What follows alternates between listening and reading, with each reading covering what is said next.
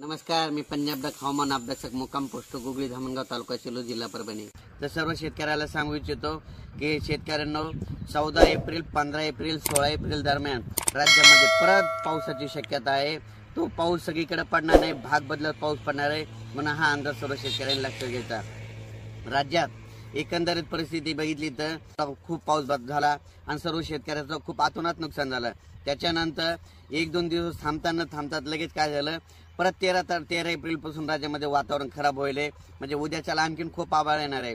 तुरळक ठिकाणी म्हणजे ढगाळ वातावरण, थोडाफार पाऊस पडणार आहे, पण हा पाऊस सगळीकडे सर्वदूर नसणार आहे, भाग बदलत पडणार आहे। म्हणून हा सर्व शेतकऱ्यांनी अंदाज लक्षात घ्या। आणि सर्व शेतकऱ्यांचा कांदा, काही शेतकऱ्यांचा कांदा, काही शेतकऱ्यांचा हरभरा, काही शेतकऱ्यांचा गहू देखील काढणं चालू आहे, काहींची मका देखील काढणं चालू आहे।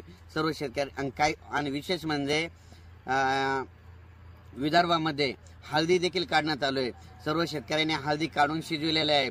त्या सर्व शेतकऱ्यांनी काय करा, तुम्ही 14, 15 आणि 16 एप्रिलला तुम्ही तुमची हळदी झाकून ठेवा, कारण की 14, 15, 16 एप्रिल दरम्यान राज्यामध्ये पाऊस पडणार आहे, म्हणून हा अंदाज लक्षात घ्यायचा।